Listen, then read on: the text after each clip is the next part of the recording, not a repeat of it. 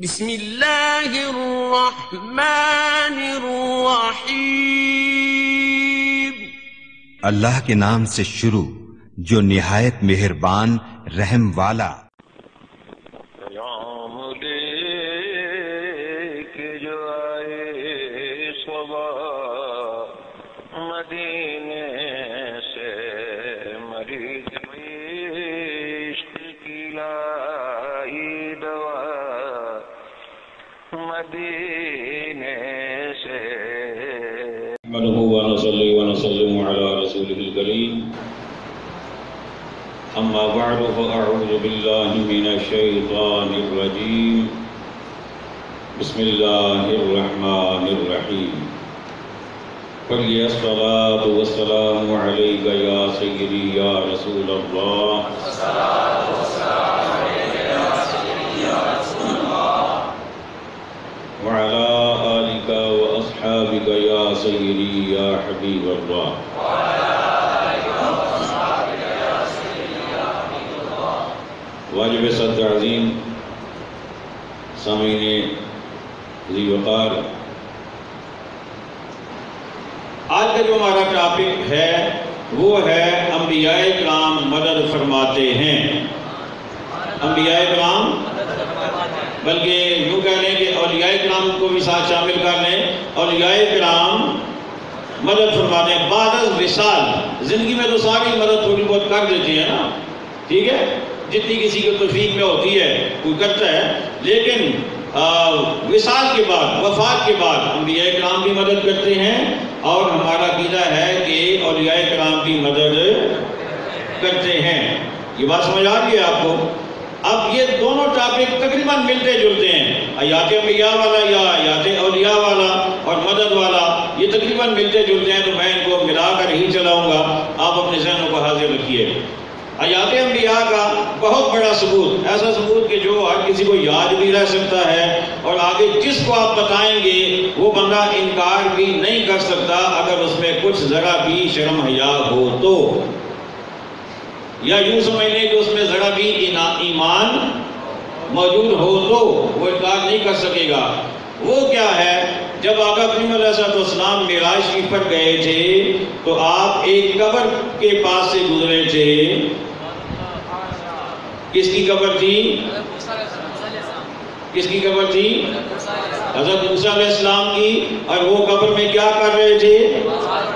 نماز پڑھ رہے تھے۔ تو پتہ چلا انبیاء کی وفات کے بعد قبور میں نمازیں بھی پڑھتے ہیں، تو نماز مردہ تو نہیں پڑھا کرتا نا، زندہ پڑھا کرتے ہیں نا۔ انبیاء مکلف نہیں ہے وہاں پہ نماز پڑھنے کے، لیکن وہ لذت پاتے ہیں، وہ لذت کے لیے پڑھتے ہیں۔ تو موسیٰ علیہ السلام نے نماز پڑھی، آقا علیہ السلام فرماتے ہیں میں نے دیکھا۔ اچھا آگے چلے، آقا علیہ السلام جب بیت المقدس میں پہنچے تو آگے کون موجود تھے؟ بیت المقدس میں کون آگے پہلے سے موجود تھے؟ انبیاء کرام۔ کون؟ سارے انبیاء کرام، حضرت آدم علیہ السلام سے لے کر حضرت عیسیٰ علیہ السلام تک سارے کے سارے نبی وہاں پر موجود تھے، حالانکہ اس سے پہلے وہ اپنے اپنے دور ظاہری طور پر گزار کر اپنی اپنی قبور میں تشریف لے جا چکے تھے، لیکن وہ اپنے جسموں سمیت بیت المقدس میں آئے بھی اور وہاں سے گئے بھی، نماز بھی پڑھی، آقا علیہ السلام سے ملاقات بھی کی، خطابات بھی فرمائے وہاں پہ۔ تو انبیاء کرام، کچھ آپ نے بھی تو کہنا ہے نا، انبیاء کرام زندہ ہیں۔ اس سے آگے چلیے، آقا کریم علیہ السلام جب آسمانوں پہ گئے تو پہلے آسمان پہ گئے تو دیکھا کہ آدم علیہ السلام وہاں موجود ہیں، اگلے آسمان پہ گئے تو دیکھا کہ وہاں ایک اور نبی موجود ہیں، تیسرے پہ اور موجود ہیں، چوتھے پہ اور ہیں، پانچویں پہ اور، چھٹے پہ اور، ساتویں پہ اور، ہر آسمان پہ ایک دو انبیاء کرام موجود ہیں۔ تو پتہ یہ چلا کہ اللہ تعالیٰ نے انبیاء کو فقط زندگی عطا نہیں فرمائی بلکہ انہیں آنے جانے کا بھی اختیار دیا ہے۔ وہ جہاں تشریف لے جانا چاہیں اللہ کی عطا سے جا سکتے ہیں۔ اچھا اب آ جائیں مدد پہ، کہ کہ جی مدد بھی کرتے ہیں یا کوئی نہیں، جو مر گیا وہ تو مر گیا، وہ کیا مدد کرے گا؟ تو میں نے کہا اگر آپ کا یہ نظریہ ہے کہ جو مر گیا وہ مدد نہیں کر سکتا تو پھر آپ کو نمازیں 50 پڑھنی چاہیے۔ کیا کرنا چاہیے؟ جس کی وفات ہو جائے، جس کی روح ایک دفعہ جسم سے نکل جائے، جسے آپ مردہ کہتے ہیں، ہم نہیں کہتے، تو آپ کہتے ہیں وہ مدد نہیں کر سکتا۔ اگر آپ کا یہ نظریہ ہے تو آپ کو نمازیں 50 پڑھنی چاہیے، اس لیے کہ یہ جو 50 سے 5 ہوئی ہیں یہ تو ایک اس نبی کے وسیلے سے ہوئی ہیں جو وفات بھی پا چکے تھے، اور اس کے باوجود اللہ کی توفیق سے وہ چھٹے آسمان پر موجود تھے، آقا علیہ السلام کو بار بار واپس بھیج رہے تھے، اور آقا جا رہے تھے، آ رہے تھے، جا رہے تھے، آ رہے تھے۔ ایک روایت کے مطابق 9 دفعہ آقا علیہ السلام گئے، ایک روایت کے مطابق 5 دفعہ گئے، نمازیں 50 سے کتنی ہو گئیں؟ تو یہ مدد کس نے کی؟ حضرت موسیٰ علیہ السلام نے۔ تو جو وفات کے بعد تصرف نہیں مانتے انہیں 5 پڑھنے کا کوئی حق۔ ہم لڑتے تو نہیں ہیں نا، ہم تو بڑی صلح سے بات کر رہے ہیں، ہم تو بڑے پیار سے بات کر رہے ہیں، بھائی اپنے عقیدے پہ قائم رہو، عقیدہ آپ کا ہے، دلیل ہم دے رہے ہیں، آپ اس پہ قائم رہو۔ اچھا، پھر اس سے اگلا سوال یہ ہوتا ہے جو آج تمہارا ٹاپک بھی ہے کہ مزارات پر جانا، یہ تو کہیں بھی نہیں لکھا ہوا، شریعت میں اس کا کوئی ثبوت ہی نہیں ہے، یہ پتہ نہیں آپ لوگ نئے نئے کام کرتے ہیں۔ تو میں نے کہا جی ہمیں تو اسی معراج میں مزار پر جانا مل رہا ہے یا کوئی نہیں؟ آقا علیہ السلام کہاں سے گزرے تھے؟ حضرت موسیٰ علیہ السلام کی قبر کے پاس، یعنی مزار موسیٰ علیہ السلام کے پاس سے، موسیٰ علیہ السلام کے مزار کے پاس سے گزرے آقا علیہ السلام۔ میں کئی دفعہ سوچتا ہوں کہ میں نے بیان بھی کیا کئی دفعہ کہ یا اللہ تو بڑا بے نیاز ہے، تو نے محبوب کو معراج میں اپنے پاس بلانا تھا تو ڈائریکٹ مکہ شریف سے سیدھا اوپر کا سفر شروع ہو جاتا، سیدھا اوپر بلا لیتا۔ یہ اتنا لمبا زمین پہ بیت المقدس گئے، موسیٰ علیہ السلام کی قبر کے پاس سے گزرے، وہاں نماز پڑھائی اور پھر اوپر تشریف لے گئے۔ تو یاد ہے یہ اس میں کیا راز ہے؟ تو جواب میرے ذہن میں تو یہی آیا ہے، علماء نے ہمیں یہی بتایا ہے کہ رب یہ سارا سفر طے کروا کے بتانا یہ چاہتا تھا کہ جب کسی اچھے سفر پہ جاؤ تو کسی مزار کو سلام کر کے جایا کرو تاکہ تمہیں برکتیں حاصل ہوں۔ میرا محبوب بڑے اہم سفر پہ جا رہا تھا، میں نے کہا محبوب آ نہ ذرا اس راستے سے چل، مزار سے ہوتا ہوا آ میرے پاس، تاکہ تیرے غلاموں کو دلیل مل جائے کہ مزارات پہ جانا سنت مصطفیٰ ہے۔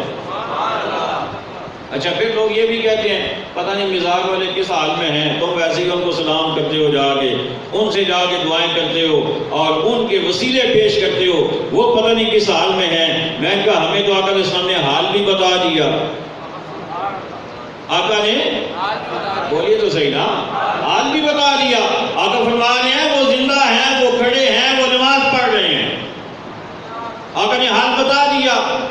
تو پتہ یہ چلا اللہ والے قبر میں جا کر مٹی ان کے جسموں کو نہیں کھاتی، وہ سلامت رہتے ہیں، انہیں کوئی نقصان نہیں ہوتا، بلکہ وہ آنے جانے والوں کو دیکھتے بھی ہیں، ان کی حرکات و سکنات کو محسوس بھی کرتے ہیں۔ اور بخاری شریف کی حدیث ہے، میرے آقا علیہ السلام نے فرمایا یہ جو اولیاء ہیں نا یا انبیاء ہیں، یہ تو بہت اعلیٰ ذاتیں ہیں نا، یہ تو بہت اعلیٰ ہیں۔ ایک عام بندہ مومن جب فوت ہو جائے، بخاری شریف کی روایت ہے، میرے آقا علیہ السلام فرماتے ہیں جب اسے دفنا کر تم لوگ واپس پلٹتے ہو تو وہ تمہارے قدموں کی چاپ کو بھی سنتا ہے، تمہارے قدموں کی چاپ کو بھی سنتا ہے۔ ایک عام بندہ کلمہ گو وہ تمہارے قدموں کی چاپ کو سن لیتا ہے، تو جب کسی اللہ والے کے مزار پہ جا کے سلام کرو گے تو وہ کیوں نہیں سنے گا؟ اور ایک عام قبر والے کو اگر سلام کیا جا سکتے جیسے میں نے کل بتایا تھا، تو نبی اور ولی کے مزار پر جا کر سلام کیوں نہیں کیا جا سکتا؟ اور پھر ایک اور دلیل آقا علیہ السلام سے کہ مزارات پر جانا چاہیے، یہ بخاری شریف اس وقت میرے سامنے ہے، میرے پاس جو سیٹ ہے اس کا نام ہے تفہیم البخاری، اور اس کی جلد نمبر 6 ہے میرے پاس، اس کی جلد نمبر 6 صفحہ نمبر ہے 118۔ اس پر آقا کریم علیہ الصلوۃ والسلام کا ایک فرمان علی شان موجود ہے۔ حضرت عقبہ بن عامر رضی اللہ تعالیٰ عنہ راوی ہیں کہ صلی رسول اللہ صلی اللہ علیہ وسلم علی قتل احد بعد 8 سنین کالمودع للاحیاء والاموات، کہ آقا کریم علیہ الصلوۃ والسلام نے احد کے شہداء کے مزارات پر 8 سال بعد، یعنی ان کی شہادت کے 8 سال بعد آقا علیہ الصلوۃ والسلام شہدائے احد کے مزارات پر گئے، وہاں جا کر آقا صلی اللہ علیہ وسلم نے نماز ادا فرمائی۔ آقا علیہ الصلوۃ والسلام نے بولیے نماز ادا فرمائی۔ اور پھر کیا ہوا؟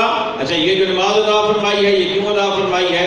ان کو برکت دینے کے لیے، ان کو برکت دینے کے لیے۔ اور ہم اگر جا کر وہاں پر نوافل پڑھیں گے تو ہم ان سے برکت لینے کے لیے پڑھیں گے، لیکن یہ ثابت ہے کہ مزارات اولیاء پر جا کر نوافل ادا کرنا یہ آقا کریم علیہ الصلوۃ والسلام کی بولیے نا جانا بھی سنت ٹھہرا، وہاں پر نوافل ادا کرنا بھی سنت ٹھہرا۔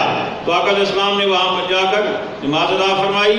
ثم طلع المنبر، پھر آقا صلی اللہ علیہ وسلم ممبر پر تشریف فرما ہوئے۔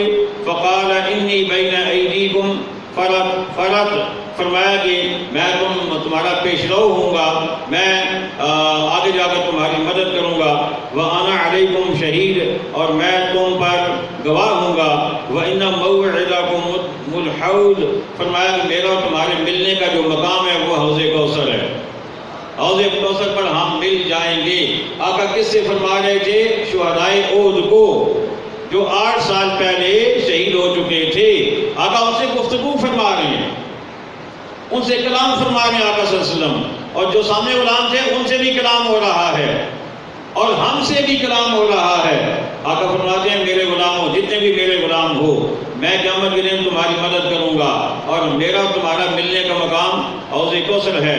اور پھر آقا نے جو جملہ ارشاد فرمایا وہ اگر آپ محبت سے سنیں گے نا تو میرا خیال ہے ایک دفعہ آپ کی دل سے سبحان اللہ نکلے گی۔ ذرا دل کو تیار کر لیں، تھوڑا سا اسے جگا لیں۔ کیا فرمایا آقا علیہ الصلوۃ والسلام نے؟ فرمایا وَإِنِّي لَأَنظُرُ إِلَيْهِ مِن مَّقَامِي هَٰذَا، فرماتے ہیں کہ حوض کوثر پر میرا جو مقام ہوگا، میرا جو مرتبہ ہوگا، میں اسے اب بھی دیکھ رہا ہوں۔ یہ آقا علیہ الصلوۃ والسلام کے ارشاد گرامی، اور یہ بخاری شریف ہے، اور اس کا پیج نمبر 118 ہے، تفہیم البخاری کا جلد نمبر 6 ہے۔ تو مزارات پر جانا بھی ثابت ہو گیا، وہاں پر نوافل ادا کرنا بھی ثابت ہو گیا، اور انہیں زندہ سمجھ کر ان سے گفتگو کرنا بھی ثابت ہو گیا۔ اچھا، اب اس کے بعد یہ اس وقت میرے پاس ایک کتاب ہے، اس کا نام ہے الخیرات الحسان۔ یہ حضرت امام اعظم رحمۃ اللہ تعالیٰ کے فضائل اور آپ کی شان پر لکھی گئی ہے، اور اس کو لکھنے والے ہیں علامہ شیخ شہاب الدین احمد بن حجر مکی۔ یہ جو ہے یہ 973 میں ان کی وفات ہے، 973 ہجری میں۔ اب کون سی ہجری ہے؟ 1439؟ ہاں جی، 1439۔ یہ 973 ہے، 1073، 1173 اور 1273، 1373، کتنے ہو گئے؟ 400، اور اس سے بھی اوپر، یعنی کم از کم بھی 450 سال سے اوپر عرصہ ہو گیا ہے اس ہستی کو جس نے یہ کتاب لکھی ہے۔ یہ میں اتنا باریک کے ساتھ اس لیے لگا کے دیکھ رہا ہوں، بتا رہا ہوں، کیونکہ بندہ کہہ سکتے ہیں ہاں تو سے مولوی صاحب لکھی ہو سی۔ یہ کوئی مولوی صاحب نہیں تھی، یہ محدث تھے، انہوں نے یہ کتاب لکھی ہے۔ تو اس میں انہوں نے ایک بات لکھی ہے اس حوالے سے کہ حضرت امام اعظم رحمۃ اللہ تعالیٰ جو ہیں وہ اب بھی مدد فرماتے ہیں، یعنی وہ اپنے دور کی بات کر رہے ہیں، وہ اب بھی مدد فرماتے ہیں. اور اس میں جو نام انہوں نے پیش کیا وہ نام بھی کوئی معمولی نہیں ہے جس کا یہ بیان تھا. وہ نام ہے حضرت امام شافعی رحمۃ اللہ تعالیٰ کا. کس کا؟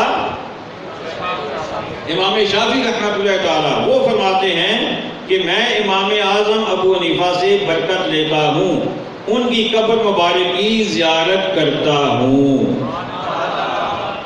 اگر اس سے اونچی کہہ سکتے ہیں تو کہہ دیں. میری طرف سے اجازت ہے، جتنا اونچا مرضی کہیں میری طرف سے اجازت ہے، بالکل نہیں روکوں گا. ہاں جی، آگے کیا فرماتے ہیں؟ جب مجھے کوئی حاجت پیش آتی ہے 2 رکعت نماز پڑھ کر ان کی قبر کے پاس جاتا ہوں. ساری باتوں پہ غور کرنا ہے. مزاج پہ جاتا ہوں، 2 رکعت نماز پڑھتا ہوں، پھر اور ان کی قبر کے پاس چلا جاتا ہوں، خداوند عالم سے دعا کرتا ہوں تو فوراً حاجت روائی ہو جاتی ہے. یہ کون لکھ رہا ہے؟ یہ لکھنے والے امام ابن حجر مکی رحمۃ اللہ تعالیٰ. اور یہ بیان کس کا ہے؟ حضرت امام شافعی رحمۃ اللہ تعالیٰ کا. تو اتنے بڑے امام تو مانے کہ مزارات پر جانا بھی جائز، ان سے برکت لینا بھی جائز، ان کے وسیلے سے دعا کرنا بھی جائز، اور پھر اللہ تعالیٰ عطا بھی فرما دیتا ہے. آج کا اگر کوئی کیڑا مکوڑا نہیں مانتا تو ہمیں کیا فرق پڑتا ہے؟ ہمیں تو کوئی فرق نہیں پڑتا نا. تو یہ حضرت امام اعظم رحمۃ اللہ تعالیٰ، یہ ان کا حوالہ آپ کے سامنے آ گیا. اچھا، اب مزارات اولیاء پر جانا اور وہاں سے فیض حاصل کرنا، اس پر یہ کتاب ہے سیرت غوث الثقلین. یہ لکھی ہے مولانا ابو الحامد محمد ضیاء اللہ قادری صاحب. کون جانتے ہیں انہیں؟ ضیاء اللہ قادری صاحب سیالکوٹ کے تھے. ابھی کوئی 15-20 سال پہلے ان کی وفات ہوئی ہے. گجرات میں کئی دفعہ آئے ہیں، میں نے بھی ان کی زیارت کی ہے، اور بہت بڑے عالم دین تھے. ایک ہی محفل میں ایک ہی جگہ پہ بیٹھے بیٹھے کئی دفعہ 100 کتابوں کے حوالے دے جاتے تھے. ایسی شخصیت تھے. تو ان کی یہ کتاب ہے، اس میں انہوں نے غوث اعظم رضی اللہ تعالیٰ عنہ کے 2-3 واقعات کوٹ کیے ہیں کہ آپ کی مزارات پر جاتے تھے. تو یہ میں ابھی آپ کے سامنے پیش کرتا ہوں. اس میں ایک تو انہوں نے یہ لکھا کہ حضرت غوث اعظم رضی اللہ تعالیٰ عنہ وہ ایک دفعہ حضرت یہ جو تھے امام احمد بن حنبل رحمۃ اللہ تعالیٰ، ان کے مزار پر آپ حاضر ہوئے. اور ان کے مزار پر جب آپ حاضر ہوئے تو حضرت امام احمد بن حنبل رحمۃ اللہ تعالیٰ نے آپ کو،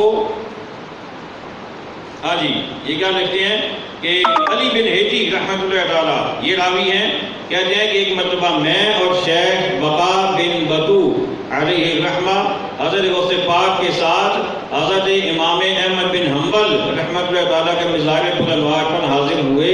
تو پھر کیا ہوا؟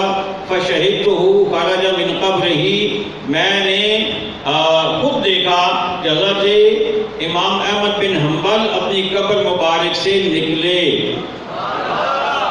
اور کیا کیا؟ وَضَمَّ الشَّيْخَ عَبْدَ الْقَادِرَ إِلَىٰ صَدْرِهِ، اور حضرت غوث اعظم کو اپنے سینے سے لگا لیا، اپنے سینے سے لگا لیا. وَأَلْبَسَهُ خَلْعَةً، اور انہیں ایک پوشاک پہنائی تحفے کے طور پر، انہیں ایک چوغا پہنایا. اور وقالا، اور کہا یا شیخ عبد القادر، اے عبد القادر، قد افتقر الیک فی علم الشریعت وعلم الحقیقت وعلم الحال. فرماتے ہیں کہ اے عبد القادر، میں علم شریعت میں، علم حقیقت میں اور علم حال میں آپ کا محتاج ہوں. قبر سے نکلے اور آپ کو سینے سے لگایا. شاید کوئی سنے تو بیچارہ پریشان ہو جائے کہ یہ کیسے ہو سکتا ہے، یہ تو ہو نہیں سکتا، قبر سے بندہ باہر نکل آئے، یہ کیسے ہو سکتا ہے؟ تو میں نے کہا سارے انبیاء معراج کی رات قبر سے ہی نکل کے آئے تھے. ہاں، اگر پریشانی ہو نا ذرا ذہن ادھر لے جانا، انشاءاللہ پریشانی حل ہو جائے گی. اور اس کے بعد ایک اور روایت یہ سن لیں حضرت معروف کرخی رحمۃ اللہ تعالیٰ، ان کے مزار پر غوث پاک رضی اللہ تعالیٰ عنہ جب پہلی دفعہ حاضر ہوئے تو آپ نے سلام کرنے کے بعد فرمایا تھا، اے شیخ معروف کرخی، آپ ہم سے ایک درجہ آگے ہیں۔ ان سے گفتگو فرمائی، آپ ہم سے ایک درجہ آگے ہیں۔ اور جب دوسری دفعہ گئے تو پھر فرمایا کہ اے شیخ معروف کرخی، ہم آپ سے 2 درجے آگے ہو گئے، اللہ نے ہمیں آپ سے 2 درجے آگے کر دیا۔ تو یہ غوث پاک رضی اللہ تعالیٰ عنہ کی ذات ہے۔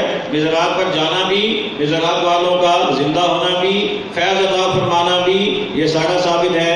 اب حاضری کا طریقہ کیا ہے یہ بھی سن لیں۔ حاضری کا طریقہ یہ ہے، جب بھی کسی مزار پہ جائیں، چاہے امی ابو کی قبر ہے، چاہے کسی عزیز کی ہے، چاہے کسی ولی کی ہے، عالم دین کی ہے، اس کا طریقہ یہ ہوتا ہے کہ پائنٹی کی طرف، پاؤں کی جانب سے جائیں، اور جس طرف میت کا چہرہ ہوتا ہے یعنی قبلہ شریف کی جانب، اس طرف سے ہوگے، مثلا ادھر یہ پاؤں ہے تو اس طرف سے ہوگے تو بالکل میت کے چہرے کے سامنے، اس کے سینے کے سامنے جا کے کھڑے ہوں اور بادب طریقے سے سلام عرض کریں، اور اس کے بعد جو پڑھنا وہ پڑھیں۔ اور یہ بھی میں نے ادب پڑھا ہے بہت عرصہ پہلے کہ مثلا آپ والدین کی قبر پہ جاتے ہیں تو زندگی میں آپ ان سے جتنے فاصلے پہ بیٹھتے تھے اور جس طرح بیٹھتے تھے، آپ جب حاضر کے لیے جائیں تو اس وقت آپ اسی انداز سے جائیں۔ تو یہ باقاعدہ اس کا ادب ہے۔ تو مزارات پر جانا بھی، یہ ساری چیزیں ثابت ہیں۔ اللہ کریم ہمیں عقائد صحیح اور اعمال صالحہ کی توفیق عطا فرمائے۔ وما علینا الا البلاغ المبین۔ ایک شعر اور پھر دعا۔ شہنشاہ مدینہ الصلاۃ والسلام، شہنشاہ مدینہ الصلاۃ والسلام۔